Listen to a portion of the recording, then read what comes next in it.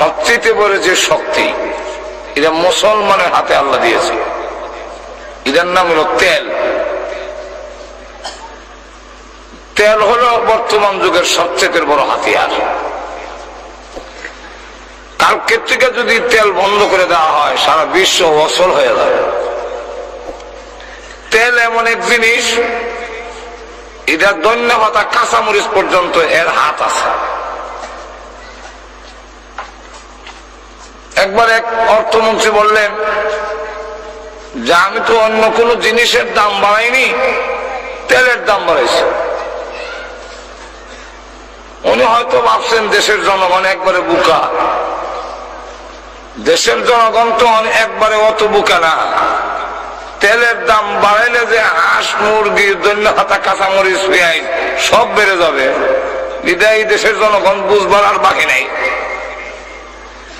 কারণ হামজিপুর এখানে ধন্যপাতা, কাঁচামরিচ আইতে গেলে এখন গাড়ি দিয়ে আসা, হাঁস মুরগি এখন গাড়ি দিয়ে চলে।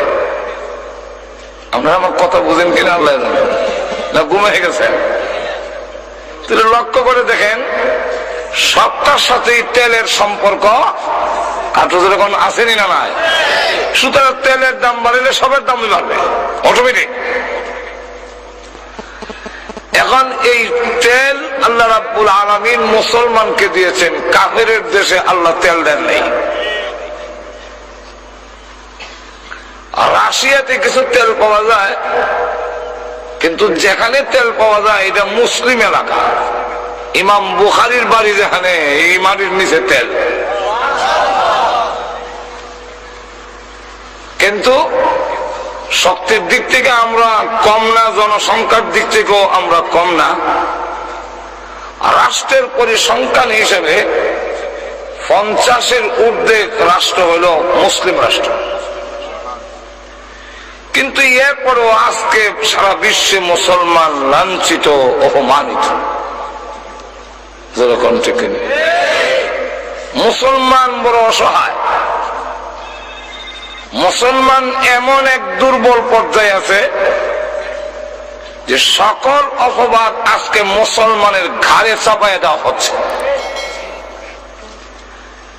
আজকে ইহুদি খ্রিস্টানদের কথাবার্তায় বোঝা যায় যত সন্ত্রাসী এবং জঙ্গিবাদ সব মুসলমান, আর ওরা হলো একজন রহমতের ফেরেশতা।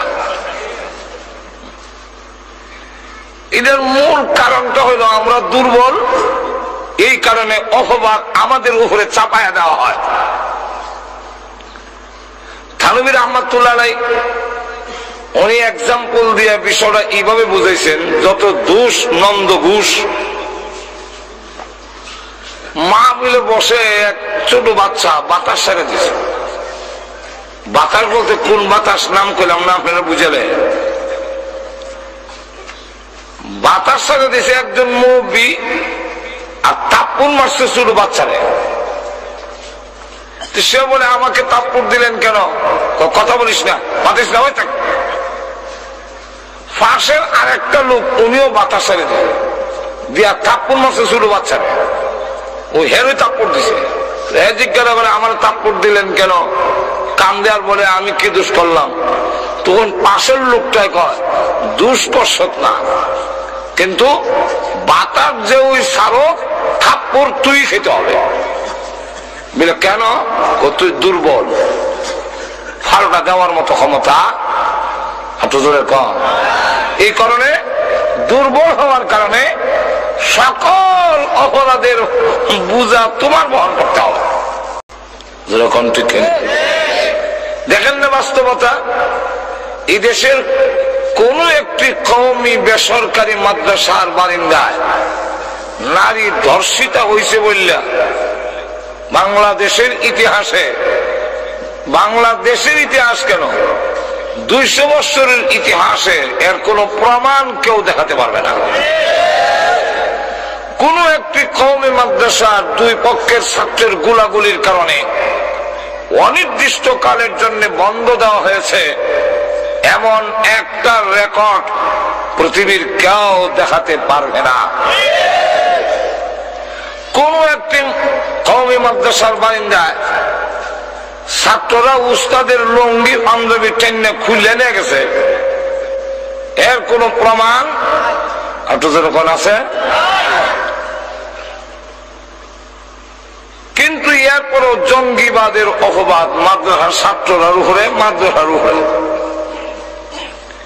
আর কলেজ ভার্সিটির ইতিহাস, জাহাঙ্গীরনগর বিশ্ববিদ্যালয়ের বারিন্দায় 100 জন নারী ধর্ষিতা হওয়ার পরে আনন্দ সেঞ্চুরি অনুষ্ঠান করছে। ময়মনসিংহের এক কলেজের বারিন্দার ছাত্ররা টিচারের শার্ট আর কুট টাইনে ছিঁড়ে লেগে গেছে। সেখানে দুই পক্ষের অস্ত্রের গুলাগুলির কারণে অনির্দিষ্টকালের জন্য কলেজ ভার্সিটি বন্ধ দেওয়া হচ্ছে। আপনারা আমার মাত বুঝেননি? সব অবাস্তব বললাম না বাস্তব? পত্রিকা উল্লেই লিখবেন 5 লম্বা রান্দা লইয়া ছবি আপনি দেখা হয়ে দেখায়। কিন্তু এরপরও জঙ্গিবাদ আর সন্ত্রাসীর অপবাদ কলেজ ভার্সিটির কোন ছেলেকে দেওয়া হয় না। না দেওয়ার কারণ মাদ্রাসা দেখে দেওয়ার কারণ হলো এরা দুর্বল, ঠিক কিনা? আর কলেজ ভার্সিটির ছেলেদেরকে যদি জঙ্গিবাদ কোন মন্ত্রী কয়, তাহলে হকিস্টিক দিঘা বাড়িয়া মন্ত্রীগিরি ছড়াই দিব, জোরে কোন ঠিক কিনা? তাহলে সকল অপবাদ দুর্বলের উপরে চাপাইয়া দেওয়া হয়। ঠিক আজকে সারা বিশ্বে সকল অপবাদ মুসলমানের উপরে চাপাইয়া দেওয়া হয়। কেন? মুসলমান আজকে অসহায়, বড় দুর্বল, এই জন্য সব দোষ মুসলমানের কাঁধে। কেন আজকে আমাদের এই পরিস্থিতি? এই পরিস্থিতি হওয়ার কারণটা কি? সংখ্যায়ও আমরা দুর্বল না, অর্থের দিক থেকেও আমরা দুর্বল না, রাষ্ট্রের সংখ্যা হিসেবেও তো আমরা কম না, কিন্তু আজকে মুসলিম এত লাঞ্ছিত অপমানিত কেন? অথচ আল্লাহ পাকের ঘোষণা, মহান আল্লাহ রাব্বুল আলামিন তার পবিত্র কোরআন শরীফে বলছেন যে মুসলমান যতই বিপদে পড়ুক সাহায্য করার দায়িত্ব আমি আল্লাহ। মুমিন যদি বিপদে পড়ে, ইমানদাররা বিপদে পড়ে, তাকে সাহায্য করা আল্লাহর ওয়াজিব। আল্লাহ নিজে বলছেন وَكَانَ حَقًّا عَلَيْنَا نَصْرُ الْمُؤْمِنِينَ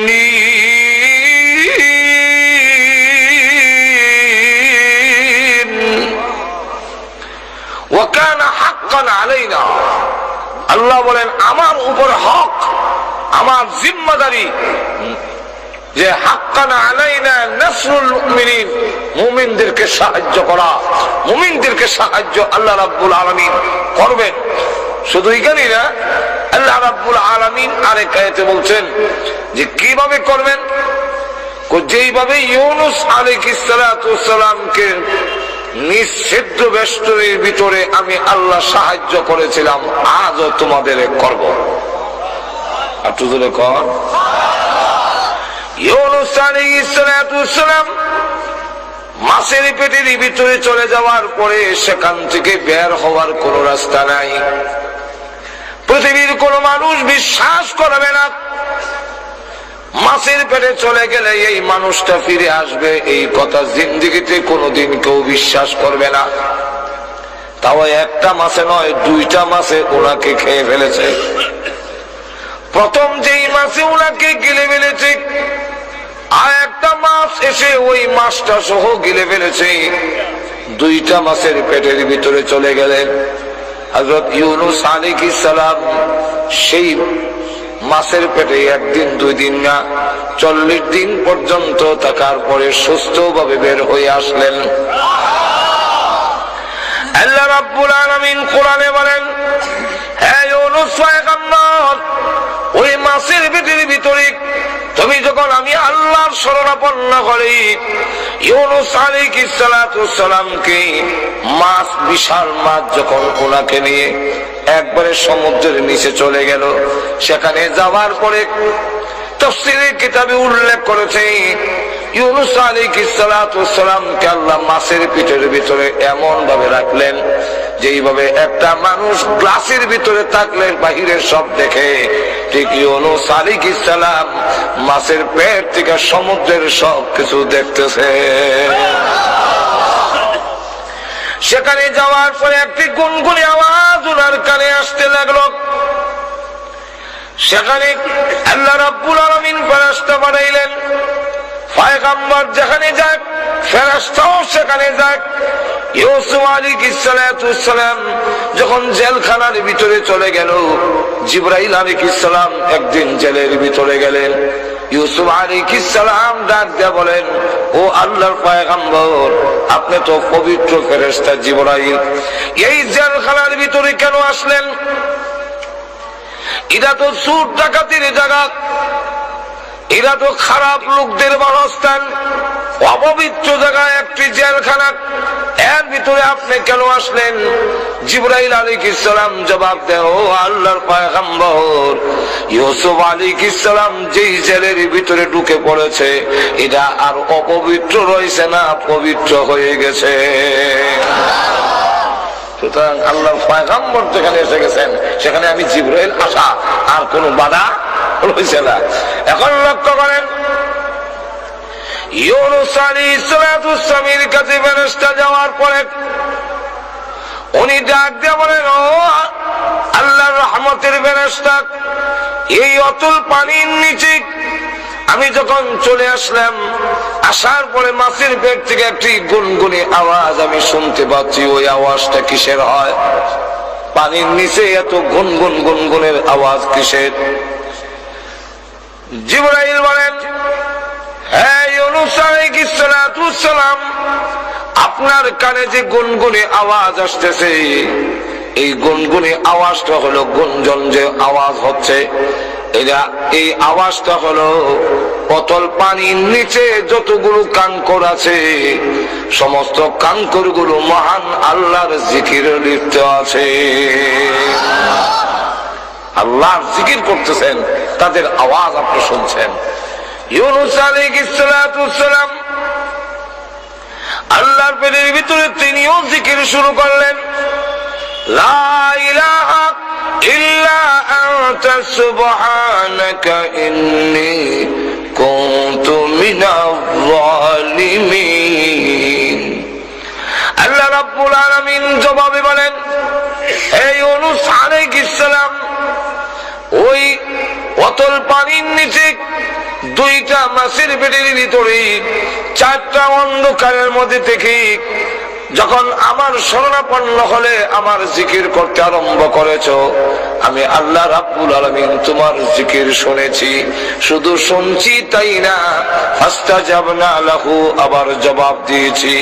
শুধু জবাব দিয়ে শেষ না, ওয়ালাজাইনাকুম মিনাল গাম্মি, এই বিপদ থেকে আমি আল্লাহ তোমাকে উদ্ধার করেছি। শুধু এইখানেই না, শুধু তোমাকে উদ্ধার করে শেষ নয়, এমনি ভাবে ওয়াকাযালিকা নুজিল মুমিনিন, আল্লাহ রাব্বুল আলামিন বলে এমনি ভাবে। কেমনি ভাবে? এমনি ভাবে। এই কথা বললেই এটার মধ্যে একটা প্রশ্ন দাঁড়ায়, কেমনে? ঘুমায় আছেন নাকি আল্লাহ ছাড়া কেমনে? তো কিছু হা না তো বলবেন। আমরা সমাজ যদি কয় এমনি এমনি, কেমন যেরকম ঠিক কিনা, এই কাদালিকা যেখানে আসে সেখানে একটা প্রশ্ন দাঁড়ায়, এখানে তার ক্ষতিপূরণ দেওয়ার জন্য আসে কাদালিকা। কাদালিকা এমনি ভাবে বলতে কেমনি ভাবে? এই প্রশ্নের জবাব যে কাদালিকা যেমনি ভাবে ইউনূস আলাইহিস সালামকে নিষিদ্ধ বেষ্টনীর ভিতর থেকে বের হওয়ার কোন রাস্তা নাই। আমিন, তোমরা এই কথা ভেবো না যে আমাদের চতুর্দিকে তিন দিকে ভারত গেরাও করে আছে, সুতরাং আমরা বাঁচবো কেমনে, কিভাবে রক্ষা পাবে? আল্লাহ রাব্বুল আলামিন বলেন, নিষিদ্ধ বেষ্টনীর ভিতরেও যদি থাকো আর তোমরা সত্যিকারের মুমিন হও, আমি আল্লাহ অগ্রিম ঘোষণা দিলাম, সকল বিপদ থেকে উদ্ধার করার দায়িত্ব আমি আল্লাহ গ্রহণ করে নিলাম। শুধু তা না, আল্লাহ রাব্বুল আলামিন বলেন ঘাবড়াবার কোনো কারণ নাই, ঘাবড়াবার কোনো কারণ নাই। আরে আমার তেলাওয়াতকে তো আয়াতে বলেন, ওয়ালা তাহিনু ওয়ালা তাহজানু ওয়া আনতুমুল আ'লা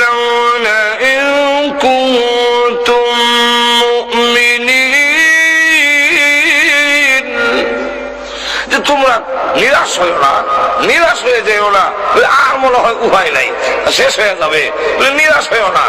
নিরাশ হওয়ার কোনো কারণ নাই। দাঁতের সাথে তুলনা দিয়েছেন, দাঁতের সাথে মুখের সাথে তুলনা দিয়েছেন থানভী রহমতুল্লাহ আলাইহি, যে নিরাশ হওয়ার কোনো কারণ নাই। মুখের ভিতরে জিহ্বা আছে, দাঁতও আছে। একটু জোরে কর। দাঁত শক্ত না নরম? আর জিহ্বা নরম না? তিন দিক থেকে জিহ্বা ঘেরাও করে রাখছে দাঁতে। যেরকম ঠিক না? তিন দিক থেকে দাঁতে ঘেরাও করে রেখে দিয়েছে। আর জিহ্বার পিছনে তো যাওয়ার জায়গাই নাই। জিহ্বা কি পিছনে যাওয়ার জায়গা আছে? গেলে ডাইনে যাইতো, আর না হয় বামে, আর না হয় সামনে। যেই কোন দিকে গেলে শত্রু ঘেরাও, বের হবি শেষ, বের হওয়ার কোন রাস্তা নাই। এই দাঁতের মাঝখানে থেকেই আল্লাহ আল্লাহ করতে হবে। জোরে কন্টিক না? কিন্তু লক্ষ্য করে দেখেন, দাঁতের দৃষ্টান্ত হলো বাতিলের সাথে, আর জিহ্বার দৃষ্টান্তটা হলো হকের সাথে। আর একটু জোরে কম। বাতিলের কাজ হলো হামলা করা, আক্রমণ করা। দাঁত যেইভাবে তার কাম হইল, উপকার করলেও কাম হয়। দাঁতের চিবাই যদি গোস্তের টুকরা আটকা যায়, খিলেল দিয়েও লাগাল না হওয়া যায়। জিহ্বার কিন্তু খবর আছে। জিহ্বা দেখবেন কতক্ষণ ঘরে ঘরে ঠেলে। ঠিক না? বলেন তো দেখি, যেই সময় দাঁতের চিবার থেকে গোস্তের টুকরা বের করার জন্য ধাক্কা দেয়, আসতে দেরি হইলে দাঁতে কি খাতির করবে না কামড় মারে দিব? আর একটু জোরে কর। কামড় মারতো না নি? তখনও কামড় মারে। দাঁতের উপকার করতে গেলেও কামড় মারে। আমাদের দেশে দেখবেন দাওয়াত তাবলীগে ভালো কাজ করতেও যদি কোন মহল্লায় যায়, একদল আছে গাছটি গুটি উড়ে বাইরে হালাই দেয়। আর একটু জোরে বলে, ভালো কাজ করতে আইলো হালাই দেও কেন? বাতিলের কাজ হইলো হামলা করা, উপকার করলেও কামড় মারে। আর জিহ্বার কাজ হইলো, তুমি যতই কামড় দাও আমি পাল্টা কামড় দেব না, আমি তোমার উপকার করতে চাই। আর একটু জোরে বলেন। ঠিক আলে হকের কাজ হইল, বাতিল যতই হামলা করুক, যতই জঙ্গিবাদ বলুক, যতই ওয়াহাবি বইলা গালি দিতে চায়, যত কিছুই করুক না কেন, কিন্তু হকপন্থীদের কাজ হইল আমাকে গালি দিতে পারো, আমাকে হামলা করতে পারো, আমাকে আঘাত করতে পারো, আমি কিন্তু তোমার কল্যাণে কাজ করেই যাব, থামবো না। আবু জাহিলের কাম হইল হামলা করা, রসুলের কাজ হইল এর বড় গিয়া দাওয়াত দেওয়া। আর লক্ষ্য করে দেখেন, এই পরিস্থিতিতে জিহ্বা যতই দুর্বল, যতই অসহায়, আর দাঁত যত শক্ত হোক, তিন দিক থেকে গেলাও জিহ্বার আর উপায় নাই। কিন্তু লক্ষ্য করে দেখুন, মৃত্যুর আগে দাঁত ভেঙ্গে খান কান হইয়া পড়ে যায়। আপনার পাঞ্জি ফুরির কেউ দাঁত পড়ে না মনে হয় না? বসে। কিন্তু মরার আগ পর্যন্ত কারো জিহ্বা জয়রা পড়ে না। একটু জোরে বলে। দাঁত শক্ত হলে কি হবে? তিন দিক থেকে ঘেরাও করে থাকলে কি হবে? ভেঙ্গে খান খান হয়। আর জিহ্বা যতই দুর্বল এবং অসহায় হোক, মৃত্যুর আগ পর্যন্ত জিহ্বা তার মুখের মধ্যে থাকে, মৃত্যুর সময় জিহ্বা নিয়ে কবরে যায়। ধরে বলেন ঠিক না? তেমনি ভাবে বাতিল যত বড় শক্তিশালী হোক, ভেঙ্গে খান খান হবে। হক যতই দুর্বল হোক, কিয়ামত পর্যন্ত এই জমিনে ইসলাম, মুমিন এবং হকপন্থীরা জিন্দা থাকবে, নিশ্চিন্ন হবে না। আল্লাহ রাব্বুল আলামিনের এত কিছু ঘোষণার পরেও আমাদের অবস্থা আজকে এরকম কেন? জোরে কণ্ঠ কেন? আরো জোরে বলেন। কেন হওয়ার কারণ, নিজের সন্তান যখন উচ্ছৃঙ্খল হয়ে যায়, দেখবেন এটাকে কন্ট্রোল করা যায় না। আমরা ছোট সময় দেখছি বাবা আরো কিছু লোকরে ডাকাই না, এটার একটু সাইজ করে দাও। আমার কথা বুঝেন না? নিজেরই সন্তান, এটা উচ্ছৃঙ্খল হয়ে গেছে, কন্ট্রোল করা যায় না। তখন আদি ভরার লোকরে দেখাই না, এটাতে কিছু ফিটটা সাইজ করে দাও।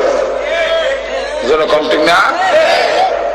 কেন এই সাইজ করার উদ্দেশ্য হইল তোমাকে সঠিক পথে নিয়ে আসা। বাবা হইয়া যেমন নিজের সন্তানকে অন্যকে দিয়ে পিছায়, আল্লাহ বলেন তোমরা যখন আমি আল্লাহর কথা মানবে না, মুমিন হয়ে যখন পাপাচারে লিপ্ত হবে, যখন জঘন্যতম অপরাধে লিপ্ত হয়ে যাবে, তখন আমি আল্লাহ দুশ্মন দিয়ে পিটাইয়া তোমরা সাইজ করবো।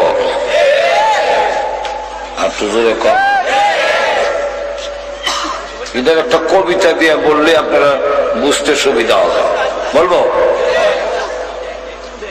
কুকন কুকন ডাক পারি, কুকন মোদের কার বাড়ি, আয় রে কুকন ঘরে আয়, দুধ মাখা ভাত কাকে খায়? কে খায়? কাকে খায়? ডাকে খারে, ডাকে খারে। কুকন রে ভাত খায় কে? দা কাকে? কাকে যদি খায় কুকন রে দেয় এখানে। আর কুকনকে যখন ডাকে তখন তো বলার দরকার ছিল কুকন কুকন ডাক পারি, কুকন মোদের কার বাড়ি, আইরে কুকন করে আয়, দুধ মাখা ভাত খাইয়া যা। যেরকম ঠিক না? ডাকে কুকন রে আর ভাত খায় খাওয়ায়। এটা কি কবিতা? কবিতা ঠিক আছে, কিন্তু কিছু শব্দ মাহজুব আছে, উজ্জ আছে। কুকনের জন্য দুধ দিয়া ভাত মাখাইছে, মা খাওয়াবে, কিন্তু কুকন এটা দুষ্ট। কুকন সে বাড়ির গেইলের বাইরে চলে গেছে, মা ডাইনে গেলে হে বামে যায়, মা বামে গেলে হে ডাইনে যায়, ধরা দেয় না। মা অগ্রসর হয়ে যায় মাটির শাখা দিয়া পিড়া মারে। মা তখন বলেন এই দুধ ভাত খাইলে তোর লাভ হবে, আমার কিছু না, কিন্তু দরো দেশ না, উল্টা আমারে আরো ডিল মারো। তাহলে এই ভাত আর এখন তোরে খাওয়াইতাম না, কাউরে খাওয়াইলাম। ভাত ছিল তোর, কিন্তু তোর আসরে কাউয়া খায়। তাহলে কবিতাটা হবে কুকন কুকন ডাক পারি, কুকন মোদের কার বাড়ি, আইরে কুকন ঘরে আয়, তোর দুধ মাখা বা তোর আচরণে কাকে খায়? আর তো জোরে কম। ঠিক তেমনি হবে আল্লাহ রাব্বুল আলামিন বলেন মাটির নিচের তেল তোমাদেরকে দেওয়া হয়েছিল, শক্তিশালী হবে, আমি আল্লাহর ইবাদত বন্দেগী করবে, আমার গোলামি করবে। কিন্তু তোমরা দেখা যায় তেল পেয়ে আরো ন্যায়ের গুলিতে তেল জমে গেছে, চর্বি জমে গেছে। এখন তোমরাও ওই মূর্তি পূজারীদের মতো মূর্তির সংস্কৃতি বিশ্বাসী হয়ে গেলে, তোমরাও আমি আল্লাহকে ছেড়ে দিয়ে মূর্তির সংস্কৃতি বিশ্বাস করো, জায়গায় জায়গায় মূর্তি স্থাপন করো, ভাস্কর্যের নামে তোমরা মূর্তি স্থাপন করো, মূর্তির সামনে গিয়ে হে হে করো। যেরকম ঠিক না? তোমরা যখন কবরের সামনে গিয়ে সেজদা দাও, তোমরা যখন মূর্তির সামনে সেজদা দাও, তোমরা যখন এক ভাঙলোর সামনে গিয়ে মাথা ঝুঁকাও, নিজের হাতে তুমি নিজের মর্যাদা কমাইছ, অতএব তোমাকে কেউ রক্ষা করতে পারবে না। আর একটু জোরে বলেন। অথচ মুসলমান যখন নিজে, আমরা অনেক সময় বলি যে হুজুর জিনিসের দাম যে বেড়ে গেল, জিনিসের দাম যে বাড়ছে, এটার কারণ কি? আমরা মনে করি সরকার পরিবর্তন হইলে জিনিসের দাম কমে যাবে, এমপি পরিবর্তন হইলেই সমস্যার সমাধান হয়ে যাবে। তখন চাউল এমন সস্তা হবে, বস্তা ভরে রাস্তার কিনারে ভালাই রাখবে আর নিয়ে আসবেন। আর হয়তো তেল সোয়াবিন এগুলো খাল দিয়ে বেসে দেব, বালতি বইয়া নিয়ে আসবেন। এমন আশা করে কিন্তু বসে আছেন যে সরকার পরিবর্তন হয়ে গেলেই সব হয়ে যাবে, কিন্তু আদৌ হবে না। একবার আমাকে বললো, হুজুর ওয়াজ করলে খালি হবে? জিনিসের দাম যে বাড়ছে এগুলার কিছু প্রতিবাদ করার দরকার নাই? কি জিনিসের দাম বাড়লো? যে চাউলের দাম বাড়ছে। আমি না বাড়ে আমার কি হইলো? 500 টাকা কেজি হইলো, আমার তো কোনো সমস্যা নাই, আমি সারা বছর মানুষের গরু খাই। 500 না 1000 হইলে কি? তেলের দামও বাড়ছে, তা তো সমস্যা, কারণ আমার গাড়ির তো আর কেউ তেল খাওয়ায় না। দিলাম মিছিল, তেলের দাম কমাতে হবে, আর না হয় গদ্দি ছেড়ে দিতে হবে। ছেড়ে দিল, আরেক দল ক্ষমতায় গেল, যাওয়ার পরে আরো 10 টাকা করে তেলের দাম বাড়াইছে। তখন জিজ্ঞাসা করলাম, এখন বাড়াইলেন কেন? আমাকে তখন জবাব দেয়, হুজুর দেশ চালাইতে গেলে তো তেলের দাম বাড়াইতে হবে না, সরকার চালাবে কিভাবে? আমি বললাম, এই কথা তো আগের বেড়ায়ও কইছিল, তুমি আর কইয়া লাভ কি? জোরে কণ্ঠ কি? আরো জোরে। মূল সমস্যা এখানে নয়, মূল সমস্যা হলো হাদিসে কুদসির মধ্যে আল্লাহ রাব্বুল আলামিন বলেন, তোমার দাম বাড়াও তখন জিনিসের দাম কমবে, তোমার দাম বাড়বে। আর তুমি যখন তোমার না দাম কমায় দিবে, তুমি আশরাফুল মাখলুকাত হইয়া ফেরেশতার চাইতে শ্রেষ্ঠ হয়ে, তুমি যখন সৃষ্টির সেরা হয়ে কবরের সামনে মাথা নত করবে, বামনের সামনে মাথা নত করবে, জনগণের সামনে মাথা নত করবে, মূর্তির সামনে মাথা নত করবে, তখন তোমার দাম কমবে, পেঁয়াজ রসুনের দাম বাড়বে। পৃথিবীর কেউ তোমাদের জিনিসের দাম কমাতে পারবে না। আর টিভি বাস্তবতা। আর সাহাবায়ে কেরাম আল্লাহ ছাড়া কারো সামনে মাথা নত করতে তারা জানে না। যেরকম ঠিক না, এই কারণে তাদের দাম বাড়ছে, জিনিসের দাম কমছে। যেরকম ঠিক না, আল্লাহু আকবার। সংখ্যায় কম, কিন্তু এরপরও তাদের সাথে কুলাইতে পারছে না। আবু উবাইদা ইবনুল জাররাহ রাদিয়াল্লাহু আনহু, তিনি হলেন সেনাপতি নিযুক্ত হয়েছেন নতুন, তাই ফজরের নামাজ তিনি পড়ালেন। পড়ানোর পরই দেখে 60,000 সোলজার সামনে এসে দেখে বলতেছে, হে মুসলমানেরা, তোমরা নাকি যুদ্ধের ময়দানে মরলে জান্নাতে চলে যাও? কেউ যদি জান্নাতে যাওয়ার শখ থাকে, আসো জান্নাতে পাঠাই। জান্নাতে পাঠাই না ক্রিটিসাইজ করতেছে। এই ক্রিটিসাইজটা কেন? এর একটা কারণ আছে। কারণটা হইল, মুসলমানরা যখন ইয়ারমুকের মাঠে গিয়ে তাবু গাড়ল, হিরাক্লিয়াস রাজা তখন গোয়েন্দা পাঠাইল যে মুসলমান যে আমাদের সাথে লড়াই করতে আসছে, রাত্রে একটু গোপনে গোপনে তাদের একটু খোঁজ খবর নাও তো। খোঁজ খবর নিয়ে গোয়েন্দারা যে রিপোর্ট দিছে, এই রিপোর্টটা হইল মুসলিম জাতি বড় ভীতু, এদেরকে হয়তো সরকার জোর করে চাপ দিয়ে পাঠাই দিছে, ওরা আসতে রাজি না। কেমনি বললে? দেখলাম কেউ দাঁড়াইয়া, কেউ মাথা নত করে, কেউ মাটিতে মাথা রেখে, কেউ 2 হাত উঁচু করে কাঁদছে। এতে বোঝা যায় আগামীকাল যুদ্ধ যে হবে, রাত থেকে কান্না শুরু করছে। অথচ সাহাবায়ে কেরামের অবস্থা হইল ফুরসানুন বিন নাহার ও রুহবানুন বিল লাইল। দিনের বেলা তারা ঘোড় সওয়ার, আর রাতের বেলা একজন দুনিয়া থেকে দরবেশ আল্লাহওয়ালা। জোরে কোন ঠিক না? আর দিনের বেলা যখন ঘোড়ার উপরে উঠে, তার চাইতে নির্ভীক এই জমিনে আর কেউ হতে পারে না। আর তো জোরে কোন না। এখন লক্ষ্য করে দেখেন, রিপোর্টটা যে গোয়েন্দারা দিছে, এটা কি ঠিক দিছে না ও ঠিক দিছে? এত আর এগুলো বুঝছে না যে সাজদা দিয়া সাহাবীরা যে কাঁদতেছে আল্লাহর দরবারে, এটা তো বুঝছে না। মনে করছে এইভাবে হাত তুলে কান্দে, মাথা নোয়া কান্দে, সাজদা দিয়া কান্দে। বাদশা তখন ভাবলো ৬০,০০০ সোলজার একটা হুমকি দিয়ে আসো। রাত থেকে যখন কান্দা শুরু হয়েছে, এই জাতিকে একটা হুমকি দিলে এক দৌড় দিবে আর মদিনার আগে আর খারইতো না। আবু উবাইদা ইবনুল জাররাহ রাদিয়াল্লাহু আনহু বলেন,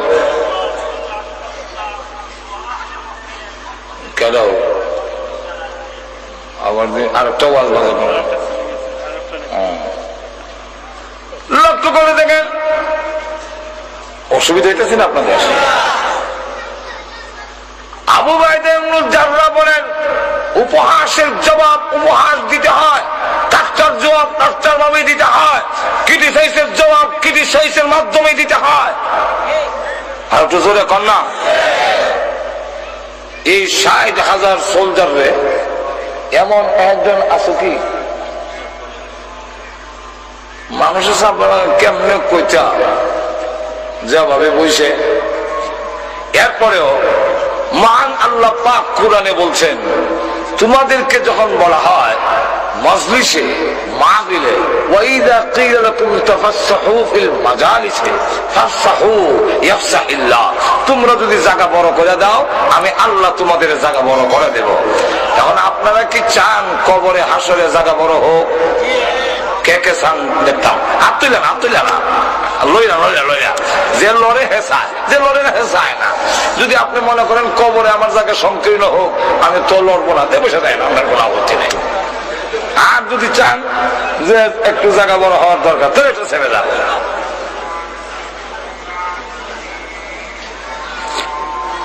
ভাইরা আমার মনোযোগ দিয়ে শুনেন,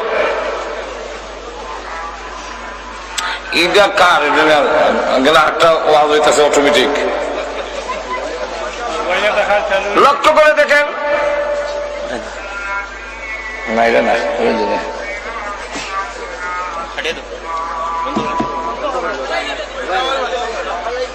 এখন লক্ষ্য করে দেখেন,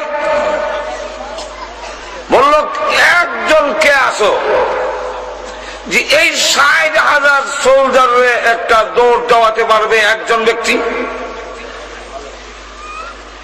লাইন থেকে নামাজের কাতার থেকে একজন দাঁড়িয়ে বললো, ইনশাআল্লাহ আমি পারবো। আবু উবাইদা ইবনুল জাররাহ বলেন, আপনি বসেন। আর কে আছেন? ২ নম্বরে আরেকজন দাঁড়ালো, বলল আপনিও বসেন। ৩ নম্বরে আরেকজন দাঁড়াইল, বললেন আপনিও বসেন। ৪ নম্বরে দাঁড়াইলো খালিদ বিন ওয়ালিদ রাদিয়াল্লাহু আনহু, যিনি কিছুদিন আগে, এই আগের দিনও তিনি সেনাপতি ছিলেন। উনি দাঁড়ায় বলেন, ইনশাআল্লাহ আমি পারবো। আবু উবাইদা ইবনুল জাররাহ রাদিয়াল্লাহু আনহু বলেন, আমিও আপনাকেই চাইছিলাম, আমার মনটা চাইছিল আপনি যান। হযরত খালিদ বিন ওয়ালিদ রাদিয়াল্লাহু আনহু বলেন, আপনার মন যদি আমাকে দিয়ে চাচ্ছিল তা আমার নামটা বললেই হইতো। বলে আপনি দাঁড়ান। বলে দেখেন, কালকেও আপনি আমার সেনাপতি ছিলেন, আপনি আমার মুরব্বী, আপনার নাম ধরে অর্ডার দেই কেমনে, কত সম্মান। আর আমরা আগে মন্ত্রী হইলে পুলিশে পরে বেরিয়া নাকে মুখে রক্ত, নিচে দেখা সব পায়খানা ফুলে আছে। লক্ষ্য করেন, তা আপনি কি পারবেন এই ৬০,০০০ একটা দৌড় দেওয়াইতে? বলে ইনশাআল্লাহ। আপনার ডকুমেন্ট, আপনার দলিল কি? আপনার দলিল কি? দলিল হলো প্রথম নম্বর হলো হাদিস, ২ নম্বর দলিল, প্রথম নম্বর কোরআন, ২ নম্বরের দলিল আমার হাদিস। বলে কি দলিল বলেন?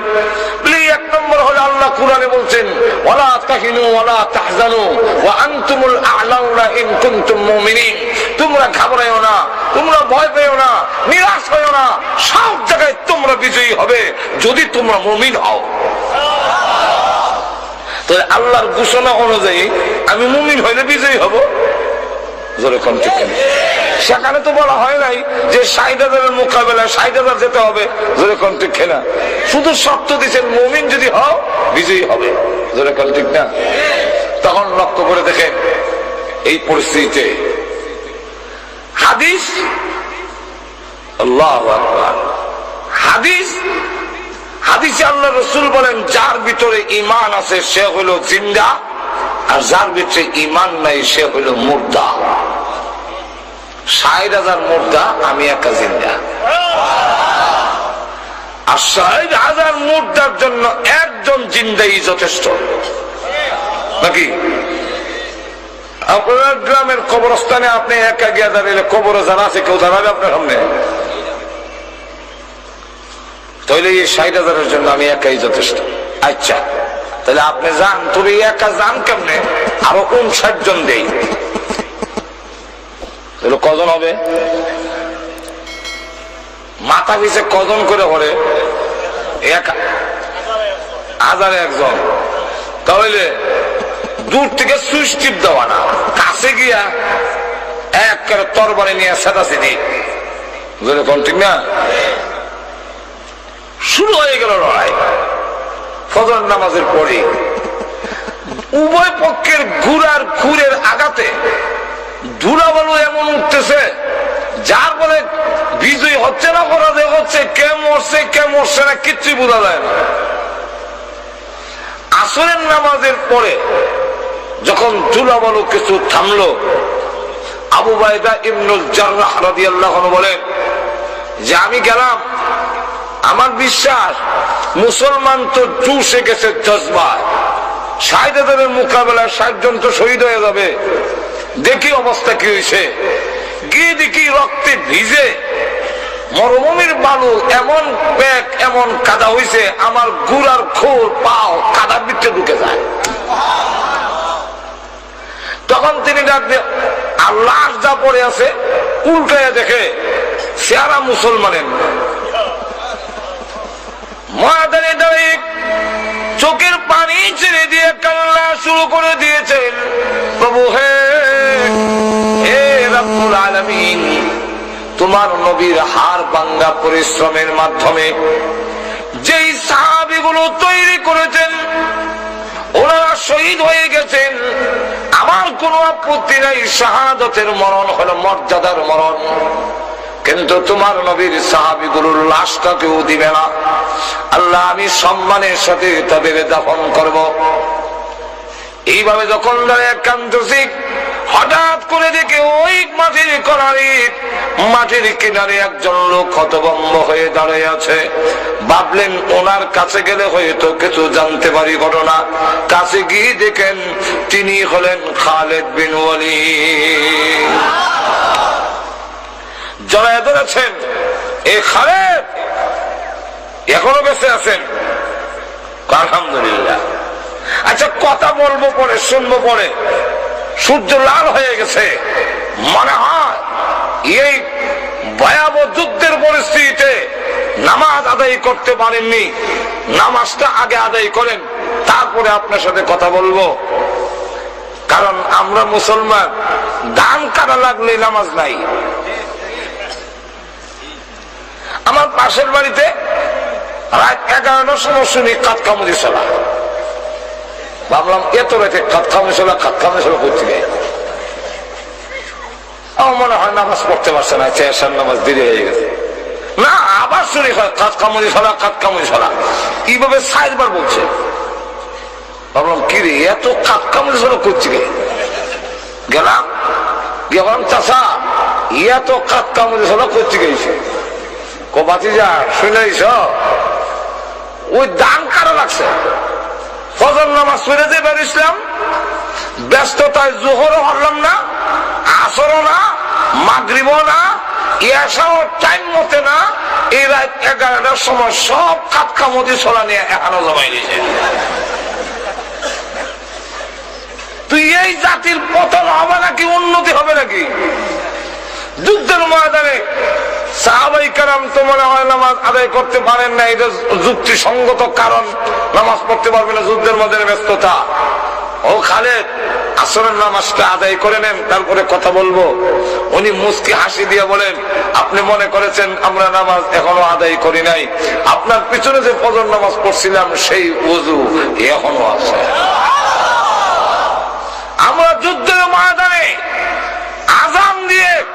সালাতুল খাউফের সূরতে জামাতের সাথে ইয়ারমুকের ময়দানে আমরা নামাজ আদায় করেছি। যেই জাতি যুদ্ধের ময়দানে জামাতের সাথে আযান দিয়া নামাজ আদায় করে, এই জাতির পতন কেউ করতে পারবে না। আচ্ছা, তাহলে এবার বর্ণনা করেন কি হালাত। আমাদের 60 জনের মধ্যে এক বর্ণনায় 52 জন জিন্দা আছি, আর 8 জন শহীদ হয়ে গেছে। আর আরেক বর্ণনায় 8 জন বন্দী হয়েছে, আর 52 জন আমরা এখনো মুক্ত আছি। এদের 60,000-এর মধ্যে বেশিরভাগ কাটা পড়ে গেছে আর জান বাঁচাইয়া ধরছে। তখন কইল আলহামদুলিল্লাহ, আল্লাহ সাহায্য করছে। এদিকে তারা মাইর খাইয়া হেরাক্লিয়াসের কাছে গিয়ে বলে যে আর যদি কোনদিন বলেন মুসলমানের সামনে যাওয়ার জন্য, খালিদ বিন ওয়ালিদের সামনে যাওয়ার জন্য চাকরি ছাড়তে রাজি, ইস্তেফা দিতে রাজি, এরা সামনে যেতে রাজি। বাদশা বলে একা খালিদকে তোমরা এত ভয় করে কেন? আর গোয়েন্দা কইল কি আর হইল কি? গোয়েন্দা তো কোনো রাত থেকে কান্না শুরু করছে। এখন তো দেখা যায় ক্ষুধার্ত বাঘ ছাগলের বকরির ভালো যেভাবে হলে এইভাবে বিষয়টা কিটা। একা খালিদ বিন ওয়ালিদকে এত ভয় করে কেন? তারা জবাব দেয়, এই নরম গদ্দিত বইয়া হইয়া মাঠো যান। তিনি বুঝবেন খালেদ কারে কয়, মুসলমান কারে কয়, কত প্রকার ও কি কি। তো কি হয়েছে? খালিদ বিন ওয়ালিদ নারায়ে তাকবীর স্লোগান দিয়ে তরবারি যখন উপর দিকে উঠায়, আমরা দিকে একটা তরবারি উঠায়, ওঠায় যখন এইভাবে চক্কর দেয়, তখন আমাদের কাছে মনে হয় সারা আকাশে যেন তরবারি চমকাইতেছে। আর যখন নিচের দিকে নামায়, তখন আমাদের কাছে মনে হয় একটা নয় 60,000 তরবারি যেন পড়তেছে। তখন কোথায় বিরাহা, তাহলে সেই খালিদকে ষড়যন্ত্রের সাথে হত্যা করা হবে। তুই শেষ কি ষড়যন্ত্র? মুসলমান তো যুদ্ধ চায় না, মুসলমান সবসময় সন্ধি চায়, আপুস চায়, মায়ের চায় না। আর তুজোরে কন্যা তোর সন্ধির প্রস্তাব দিয়া খালিদ বিন ওয়ালিদকে দাওয়াত দিয়ে এনে মেরে ফেলবো। লোক মারেছে। এই সময় খালিদ বিন ওয়ালিদ রাদিয়াল্লাহু আনহু, আবু উবাইদা ইবনুল জাররাহ রাদিয়াল্লাহু আনহু দুজনে গুড়ার জখমগুলো মুছতেছে, রক্ত আর ওষুধ লাগাইতেছেন। এই মুহূর্তে হেরাক্লিয়াসের পক্ষ থেকে গিয়ে বলে যে তোমাদের মধ্যে খালিদ বিন ওয়ালিদকে আবু উবাইদা ইবনুল জাররাহ রাদিয়াল্লাহু আনহু বলেন কেন? আমাদের বাদশা পাঠিয়েছেন, উনি গেলে বাদশা চুরে করতে চান, লড়াই করতে চান না, তবে খালিদ যেতে হবে। আবু উবাইদা ইবনুল জাররাহ বলেন তোমরা এই কথা মনে করো না, মুসলমান একবারে নির্বোধ, খালিদ বিন ওয়ালিদকে দেওয়া হবে না। বলে কেন? খালিদ বিন ওয়ালিদকে দেওয়া হবে না এই কারণে তোমাদের দুরভিসন্ধি উদ্দেশ্য মতলব বাড়ানা। কি করে বললেন? সন্ধির নিয়ম হলো সেনাপতিকে প্রস্তাব দিতে হয়। আমি সেনাপতি, সাধারণ সৈনিকের সাথে তো কোনো চুক্তি হয় না। আমার নাম না হইয়া খালিদের নাম কোখানে, তাহলে বোঝা যায় তারে নিয়ে তোমরা উদ্দেশ্য ভালো না, সুতরাং দেওয়া হবে না। খালিদ বিন ওয়ালিদ রাদিয়াল্লাহু আনহু লাফ দিয়া ঘোড়ার উপরে উঠে গেছেন।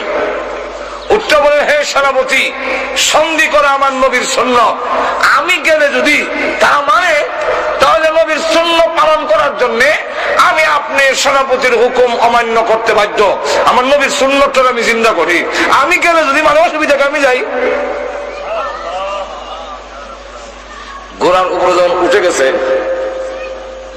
আবু উবাইদা ইবনুল জাররাহ বলেন ঠিক আছে আপনি যান, তবে আপনার সাথে আরো 99 জন নিয়ে যান। 99 জন নিয়ে গেল। সেখানে যাওয়ার পরে গিয়া দেখে 3 লক্ষ সোলজার স্বর্ণ দিয়ে লাইন ধরে দাঁড় করে গেট তৈরি করেছে, তরবারির গেট। এদিকে সৈন্য তরবারি, এরাও এদিকে দিয়া এমন ভাবে নিচু করে গেট তৈরি করেছে যে হিরাক্লিয়াসের দরবারে ঢুকতে গেলে মাথা মতো করে ঢুকতে হয়। আর ওয়ার্ডার হইল যখন ভিতরে ঢুকে পড়বে তার মাথা থাকবে নিচে আর তরবারি থাকবে কুশের ভিতরে, তখন তার বের করতে পারবে না, তখন তাকে মেরে ফেলা হবে। খালিদ বিন ওয়ালিদ রাদিয়াল্লাহু আনহু গেটের সামনে গিয়ে বলে, তরবারির গেট সরাও। কনা এটা সামরিক সম্মান, আরো ওয়ার্ডার দেওয়া হচ্ছে আপনাকে, ঢুকেন। উনি বলেন এই জাতের গার্ড ও অনারের দরকার নাই। কেন? তোমাদের গেট দিয়ে ঢুকতে গেলে মাথা নত করতে হয়। আমরা এই মাথা জীবনে বহু মূর্তির সামনে নত করেছি।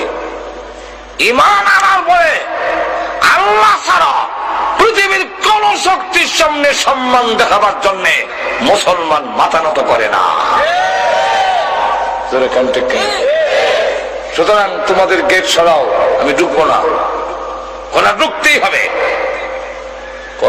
সরাবি না লাথি দিতাম? যদি না সরাও একটা লাথি দিব, তখন আর এই তরবারের গেট ওর থাকতে না। ঘুমাই গেছেন মনে হয় আপনারা, রক্ত ঠান্ডা হয়ে গেছি। সুবহানাল্লাহ বলবেন না? কি সাহস! এমনি ডাক দিয়া কয়, এইটা কই আইছে জানো? বলে জানি না, বুঝে আইছি। বাদশা জিগায় চিল্লা চিল্লি কিসের শোনা যায়? বলে খালিদ বিন ওয়ালিদ আসছে, কিন্তু এটা দিয়ে ভিতরে ঢুকে না, উষ্টায় হলাই দিব। বাদশা কয় গেট সরাও, লোকটারে একটু দেখে নেন। ভিতরে নেওয়ার পরে সেখানে আরো 90,000 সোলজার রিজার্ভে রাখছে, না জানি কোন গণনা বলাইলা। 100টা চেয়ার দিছে বসার জন্য। খালিদ বিন ওয়ালিদ রাদিয়াল্লাহু আনহু ভিতরে ঢুকেই প্রথম চেয়ারটা দেখেই এটা উল্লে এক সাইডে রেখে দিয়েছেন। যেই মাত্র উনি হলাই দিয়েছেন, 100 জনের সেনাপতি তো সর্দার তো উনি, বাকি 99 জন আমরা হলাই দিলাম, এরাও ওরা হলাই দিয়েছেন। দিয়া খালিদ বিন ওয়ালিদ বাদশার সাথে গিয়ে আড়ু লাগাইয়া বসে।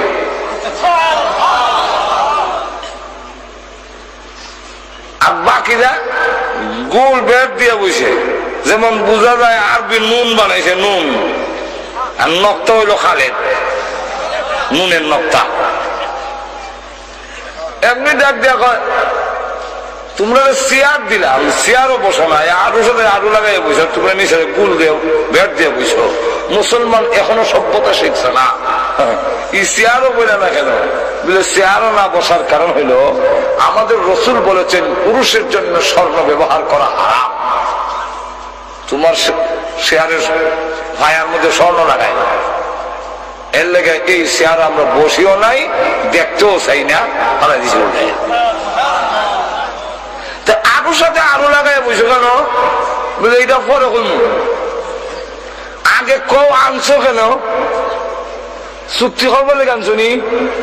বুঝলে হ তুই কও চুক্তি প্রথম নম্বর শর্ত লা ইলাহা ইল্লাল্লাহু মুহাম্মাদুর রাসূলুল্লাহ। এই কালিমা করে নাও, তুমি আর আমি মুসলমান ভাই ভাই, আর কোন ঝগড়া ফাসাদ নাই। ওই কথা বলে তো তোমরা দল হয়ে গেলাম কি? খালিদ বিন ওয়ালিদ বলেন, হ্যাঁ, স্বজ্ঞানে স্ব ইচ্ছায় যদি কেউ মুসলমান না হয়, ইসলামের পক্ষ থেকে মুসলমানের পক্ষ থেকে কোনো চাপাচাপির বিধান নাই। জোর করে তোমার মুসলমান বানানো হবে না, স্ব ইচ্ছায় স্বজ্ঞানে হইতে হবে। এখন যখন তুমি মানতে রাজি না, তো ঠিক আছে, আল্লাহর জমিনে থাকতে হইলে আল্লাহ ওয়ালারে ট্যাক্স দিয়ে থাকতে হবে। জমিন আল্লাহ, আসমান আল্লাহ, আলু বাতাস আল্লাহ। সুতরাং এখানে আল্লাহ ওয়ালারে ট্যাক্স দিয়ে থাকতে হইব। ও ট্যাক্স দিবানি, এটা তো অপমানের কথা, অপমান না, এটা মানতাম না। এমনি খালিদ বিন ওয়ালিদ কুশের ভিতর থেকে টান দিয়া তরবারিটা বাইর করিয়া বাদশার খল্লার উপর দিয়ে একটা গুর্তি দিছে। দিয়া হয় তাহলে 3 নম্বর ফায়সালা এটাও সেমনি খালি একটা গুড়ানি দিছে একটা সীমা মাসে আমি শুনছে তো খালিদ বিন ওয়ালিদ একটা সাদা তরবারি বের করে কিন্তু সারা আকাশে খালি তরবারি দেখা যায় নিচের দিকে হওয়ার সময় মনে হয় যে 60,000 হরতেছে এর লোকে ফেলে সীমা মারছে কিন্তু এরপরও একটা বাদশা তো একটু সাহস রাখল লাগে অহংকার দেওয়া হয় এ খারাপ কোথায় তুমি দৃষ্টতা দেখাও তুমি কি অনুমান করতে পারো নি 3 লক্ষ সোলজার দেখে এসেছ রিজার্ভে রাখছি 90,000 এখন হুকুম দিলে তোমাকে 3,90,000 টুকরা করে ফেলবে আমরা শোনা এরা কি ইয়ার মুখের ময়দান এরা হিরাক্লিয়াসের রাজ দরবার খালিদ বিন ওয়ালিদ মুস্কি কোনো ভয় নাই মুস্কি হাসি দিয়া কয় এটা বুঝা শুনেই তোমার আলুর সাথে আলু লাগাইয়া আগুই বইছি যেমন তরবারি দিয়া গলা লাগাল হওয়া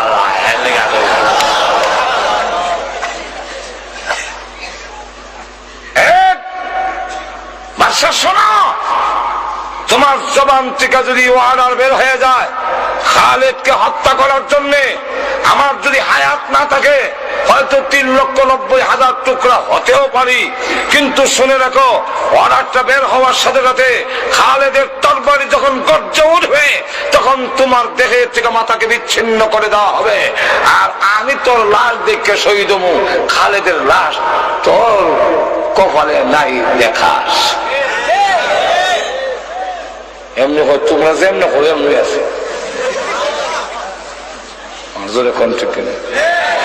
এই খালিদের আজকে ভাবা হইল কইলে খালিদের বাহাদুরি নয় খালিদ বিন ওয়ালিদ তো উহুদের যুদ্ধে আলীর সামনে দাঁড়াতে পারেনি আমির হামলার সামনে দাঁড়াতে পারেনি তাই পলায়ন করে পাহাড়ের পিছন দিয়ে গিয়ে হামলা করেছিল সম্মুখ পথে যুদ্ধ করার মতো খালিদ আলীর সামনে দাঁড়াবার ক্ষমতা ছিল না হযরত আমির হামলার সামনে দাঁড়াবার ক্ষমতা ছিল না এই খালিদ এত শক্তিশালী হলেন এটা তার নিজস্ব ক্ষমতা নয় আল্লাহর ওয়াদা তোমরা যদি সত্যিকার মুসলমান হও আমি আল্লাহ ওয়াদা দিলাম সব জায়গায় বিজয়ী হবে পরাজয় কোনোদিন